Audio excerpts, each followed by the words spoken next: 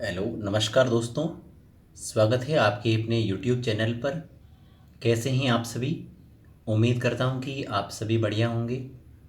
देखिए मित्रों, आज के इस वीडियो में अपन लोग बात करने वाले हैं पीटीटी परीक्षा 2023 के बारे में।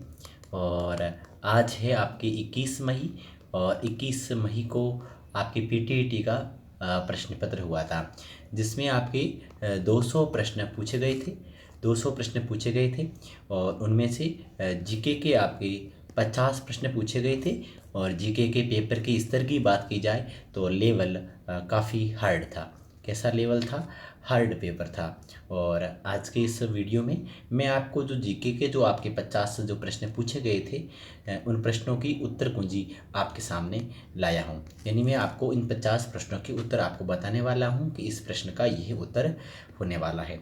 और उसके सिवाय अगर अपन बात करें जिस ऑल आर पेपर की, पेपर के संपूर्ण पेपर का स्तर क्या था, तो हिंदी विषय के अलावा मुझे लगता है कि पूरा का पूरा पेपर है वो अब काफ़ी स्तरीय पेपर था।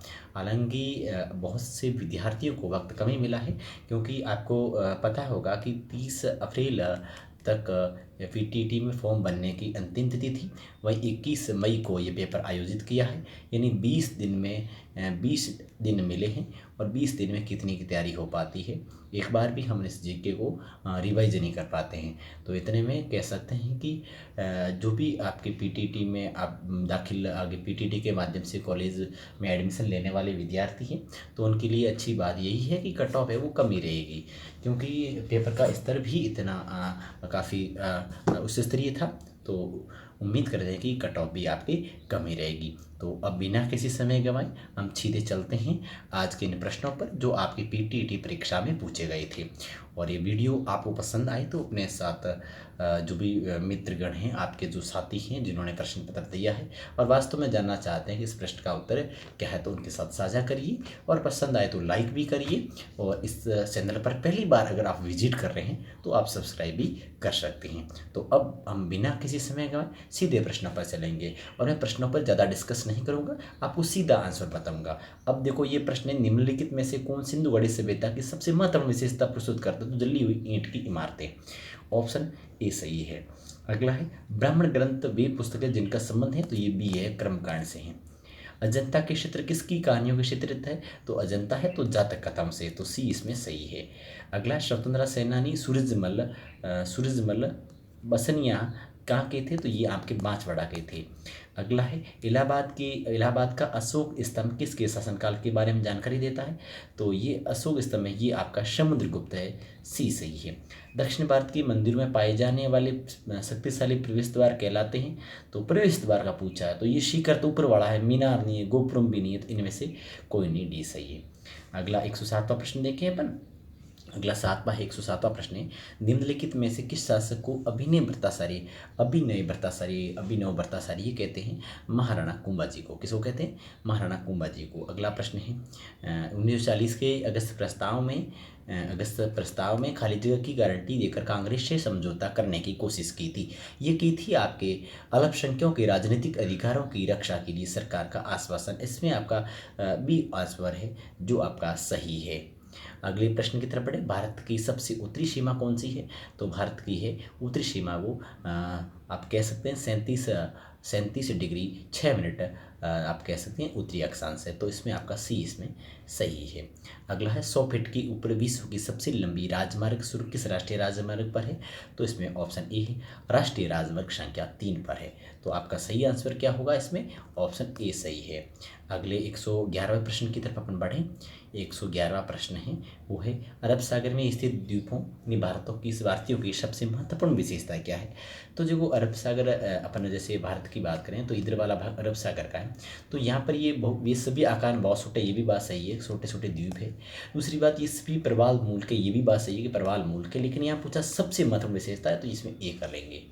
ठीक है। अगला है, उत्तर पश्चिम में उत्तर उष्णकटिबंधीय अभिसरण क्षेत्र के मध्य में शुष्क एवं गर्म हवाओं के मध्य जाना जाता है। उत्तर पश्चिम में कटिबंधीय जो अभिचरण है, अभिचरण का मतलब है आपस में मिलना, यानी जैसे कि ये आप एक ग्लोब है, ये आप एक कर्क रेखा है, और ये आपका उत्तर जो उष्णकटिबंधीय भाग है, ये आपकी पवने हैं, उत्तरी गोलार्ध की है और ये आपकी दक्षिणी गोलार्ध की पवने हैं। यहाँ इन दोनों का अभिसरण होता है, उत्तर पश्चिम अभिसरण होता है। और इसके बाद में कह सकते हैं कि मध्य में शुष्क और गर्म हवाओं को अपन क्या कहते हैं, तो इसे अपन लू के रूप में कहते हैं। ऑप्शन ए आपका इसमें सही है। भारत का विश्व का सबसे बड़ा उत्पादक किसमें है, तो दालों में है, और दाल ये सर्वाधिक एमपी में होती है। तो यहाँ ऑप्शन आप क्या लिखोगे, दालें। ठीक है, अगला है आपका वो है तुमलापल्ले। अब तुमलापल्ले देखने से सीधा पता चल गया है कि सीधी सी बात है कि झारखंड में तो है नहीं, जहाँ यूरेनियम के विशाल भंडार पाए जाते हैं। निम्नलिखित किस राज्य में है, तो ये आपका आंध्र प्रदेश है। तो विद्यार्थियों इसमें डी सही है। एफएसआई 2021 के अनुसार निम्नलिखित में से किस राज्य में क्षेत्रफल के हिसाब से देश का सबसे बड़ा वन क्षेत्र है, तो सबसे बड़ा जो वन क्षेत्र है वो कहाँ है, तो वो आपका इसमें है मध्य प्रदेश है। ऑप्शन आपका ए इसमें सही है। बहुत अच्छी बात है। आप उम्मीद करता हूँ कि आप सभी ने बहुत अच्छा प्रश्न किया, पत्र किया होगा। हालांकि पेपर का थोड़ा लेवल ढंग का है। अयोम जनजाति ये आपके जो है ना, जो इंडिया है, जो अपने ये भारत है, इधर वाला जो आया ना म्यांमार, यहाँ कब आ गए, वो इसमें यहाँ की जनजाति अयोम जनजाति, और सुनसी सही है इसमें। ठीक, अगला है निम्नलिखित में से कौन पहली भारतीय महिला थी जो अंतरिक्ष में गई थी, तो अंतरिक्ष में जो कल्पना चावला है। ठीक है, जैसे बच्चे बोलते हैं 1 2 3, क्या बोलते हैं 1 2 3, और कल्पना चावला फ्री। अब 1 2 3 फ्री और कल्पना चावला फ्री क्या है, इसको आप ये लॉजिक आपको देखना है। ठीक है, निम्नलिखित में से कौन कभी कार्यवाहक राष्ट्रपति नहीं बना, तो ये जाकिर हुसैन साहब है, ये कभी कार्यवाहक राष्ट्रपति नहीं बने थे। ठीक है ना। ठीक है, आगे बढ़ते हैं। अगला जो प्रश्न है उसकी तरफ बढ़ते हैं। निम्नलिखित में से किस महिला को स्वतंत्र आंदोलन की ग्रेट ओल्ड लेडी कहा जाता है, बहुत अच्छा प्रश्न है। अरुणा आसफ रेड्डी, बहुत सुंदर प्रश्न है ये।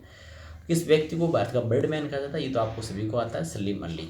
ठीक है, अमजद अली खान निम्नलिखित में किस वाद्य यंत्र से संबंधित है, ये शायद सरूद से संबंधित है। तो ऑप्शन आपका इसमें बी है।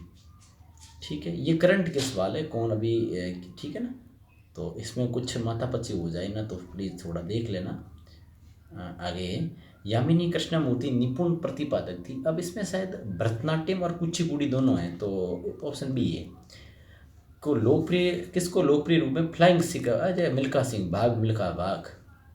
नोबेल पुरस्कार जीतने वाला पहले भारतीय सीवी रमन है, जो फिजिक्स के क्षेत्र में, भौतिक के क्षेत्र में था। भारत का शेक्सपियर किसे कहा जाता है, महाकवि कालिदास जी हैं, उनको कहा जाता है जी। निम्नलिखित में से कौन सा क्योटो प्रोटोकॉल का प्राथमिक एजेंडा नहीं है साहब, तो ग्लोबल वार्मिंग का विनियमन करना ये इसका प्राथमिक एजेंडा नहीं है साहब, डी सही है। नमामि गंगे परियोजना के मुख्य स्तंभ कौन कौन से हैं, मल उपचार आधारभूत संरचना भी है, रिवर फ्रंट विकास भी है, जीव सतह सफाई भी है, और ये सभी है। इसका मतलब है ये डी ऑप्शन है। हालांकि मैंने पूरी कोशिश की है मेरे अनुकूल आपको बताने की, फिर भी कुछ एक प्रश्न हो सकते हैं कि ऐसा नहीं है कि मैं ही अपने आप को पूर्ण मान लूँ, एक आध प्रश्न इधर उधर हो सकता है। तो आप ऐसा कुछ प्रश्न कोई हो तो आप कमेंट बॉक्स में हमें ज़रूर बताएं। ठीक है, अगला है रामसर संरक्षण क्या है, तो ये आर्द्र भूमि के संरक्षण में विवेकपूर्ण उपयोग के बारे में। ऑप्शन ए सही है। देखो, रामसर संरक्षण की बात करें तो अपने राजस्थान में दो है, तो एक तो है आपकी सांबर है, सांबर झील है, और एक आपका जो केवड़ा देव वाला है, केवड़ा देव। ठीक है, ठीक है, तो ये दो हैं। निम्नलिखित में से कौन सा अधिनियम भूमि और अन्य संसाधनों पर जंगल में रहने वाले समुदायों के अधिकारों से संबंधित है, तो वन अधिकार अधिनियम 2006। ऑप्शन आपका इसमें बी सही है। अगला है ओजोन परत की रक्षा के लिए निम्नलिखित में से कौन सा सम्मेलन है, ओजोन परत के लिए है वो वियना सम्मेलन है, सही है आपका। और अगला प्रश्न है, इनमें से किस गैस को सरकार द्वारा प्रदूषण निवारण और नियंत्रण अधिनियम द्वारा निश्चित सीमा से अधिक जारी करने की अनुमति नहीं है, तो इसमें शायद CO2 कार्बन डाइऑक्साइड है। ठीक है, अगले प्रश्न की तरफ बढ़े हैं अपन। अगला जो प्रश्न है वो काफ़ी अच्छा प्रश्न है, और वो है जलवायु परिवर्तन पर वनों पर क्या प्रभाव पड़ता है। इसको इंग्लिश में पढ़ना पड़ेगा। इंग्लिश में what is the impact of climate change. अच्छा, क्लाइमेट चेंज क्या प्रभाव पड़ता है, क्लाइमेट चेंज ऑन फॉरेस्ट, जो जंगलों पर मतलब कह सकते हैं कि भाई क्लाइमेट है, जलवायु चेंज यानी परिवर्तन, जब जलवायु चेंज होती है तो वनों पर क्या प्रभाव पड़ता है। तो इसमें क्या लिखा है, ग्रेटर बायोडाइवर्सिटी, ऐसे मतलब यही भी नहीं है, increased productivity, increased carbon, increased and waste outbreaks. इसमें आपका डी ऑप्शन सही है। और क्या है? डी ऑप्शन सही है। ठीक है, आगे बढ़े। अम्लीय वर्षा स्मारक के संगमरमर को संक्षारित करती है, घटना को कहते हैं संगमरमर अनियमितता। निम्नलिखित में से कौन सा यूनेस्को सूची के अनुसार एक विरासत स्थल नहीं है? केवलादेव तो है साहब। जंतर मंतर तो है, 2010 में शामिल किया है। बीकानेर किला, ये कैसे हुआ? देखो इसमें है आम, चीकू, गाजर, ये 6 किले। आमेर है, चित्तौड़गढ़ है, कुंभलगढ़ है, ठीक है, और गागरोन है, जैसलमेर है, और रणथंभौर है। 3 3 6 हो गए। इसका मतलब बीकानेर किला नहीं है। जयपुर शहर नहीं, जयपुर परकोटा तो शामिल अभी किया है, जयपुर शहर तो इसमें भी नहीं हो सकता। डी इसमें एक बार सही मानो आप। राजस्थान का राज्य नृत्य क्या है? तो ये घूमर है, सबको पता है। राजस्थान की कला सोने का उपयोग कर, सोने वाली कला थे भाषा, प्रतापगढ़। कहाँ की है? प्रतापगढ़। निम्नलिखित में से कौन सी नदी बंगाली खाड़ी में गिरती है? गंगर है, तो ये तो अंतर्वाही नदी है, कहीं जाती नहीं है साहब। अधिकतम कहीं नहीं पहुंचती है, कभी कभी आगरा पाकिस्तान तक चली जाती है। मई है, तो ये सीधी सी नीचे से आती है, माछवड़ा वगैरह से आती है, और कर्नाटक का पार करके वापस बंगाल की अरब खंबात खाड़ी में गिरती है। तो इसका मतलब है ये नहीं है। लूणी है साहब, ये आपके कच्छ के रन में जाती है, यहाँ से अजमेर से होते हुए, निकलते हुए, बाड़मेर होते हुए, ठीक है, जालौर होते हुए। लेकिन ये चंबल एकमात्र ऐसी नदी है जो आपके बंगाल खाड़ी में गिरती है। डी ऑप्शन सही है।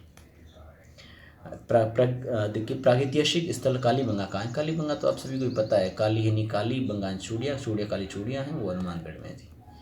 राजस्थान का पर्यटन का टैगलाइन क्या है? The incredible state of India. Option इसमें सी सही है। खातुली के युद्ध में राणा सांगा ने किसे हराया था? तो ये इसे इब्राहिम लोदी को हराया था।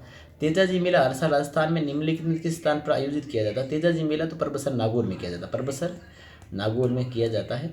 और तेजाजी एक ऐसे, मतलब आप जो भी कोई परीक्षा देने जाओ ना आगे, तेजाजी को अच्छे से पढ़ के देना। यार एक ऐसा कोई एग्जाम नहीं है जिसे तेजाजी से संबंधित प्रश्न नहीं पूछा जाता है। फर्स्ट ग्रेड हो, सेकंड ग्रेड हो, चाहे थर्ड ग्रेड हो, चाहे पीटीटी की बात कर लो, चाहे आरओयू की बात करो, किसी में भी पीटीटी हर परीक्षा में आपकी जहाँ टॉपिक लोक देवी देवताओं का, तो वहाँ तेजाजी जरूर आए। राजस्थान भारत का पहला ऐसा राज्य बन गया है जिसमें बड़े पैमाने पर संचयी और सौर प्रतिष्ठानों की गीगावाट को पार कर लिया। तो ये 15वां है। ठीक है, अगला प्रश्न है, जो sports for all SAP sporting services किस इवेंट के पावर्ड बॉय स्पॉन्सर के रूप में शामिल किया गया है?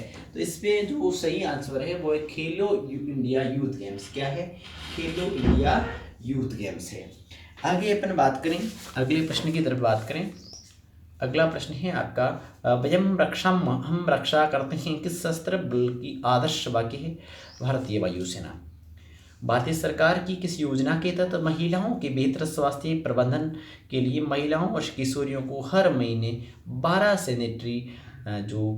सैनिटरी नैपकिन मुफ्त दिए जाते हैं? तो उड़ान योजना के तहत दिए जाते हैं। आगे बढ़े हैं अपन लोग। तो प्रश्न है, निम्नलिखित में से किस शहर में आयुष मंत्रालय विश्व होम्योपैथी दिवस पर वैज्ञानिक सम्मेलन किया है? ये आपका नई दिल्ली है। 27 फरवरी को प्रधानमंत्री श्री नरेंद्र मोदी द्वारा कर्नाटक में निम्नलिखित किस हवाई अड्डे का उद्घाटन किया गया है? तो शिवमोगा हवाई अड्डा कर्नाटक में। किस देश ने टैक्स वन के लिए रूप में जाना जाता है? पहली बार फेडरल कॉर्पोरेट टैक्स प्रस्तावित किया। ये शायद फिनलैंड हो सकता है, शायद, परहैप्स, कन्फर्म नहीं। कौन सा शहर 2023 में 5वें आसियान भारत व्यापार शिखर सम्मेलन का मेजबान है? तो ये सर कुआलालंपुर में हो सकता है, बी। ठीक, अगला है, ये तो आपका TLML भारत के टाटा समूह किस देश के समक्ष है? तो ये फ्रांस है, फ्रांस। ठीक है, तो इसका सही आंसर है सी। तो इस प्रकार अपने 50 प्रश्न को अपन देख लिए। वीडियो पसंद आए तो लाइक करना, शेयर करना, और आपके कितने प्रश्न सही हो रहे हैं वो आप कमेंट बॉक्स में ज़रूर लिखिएगा कि मेरे इतने प्रश्न सही हो रहे हैं। ठीक है, चलिए।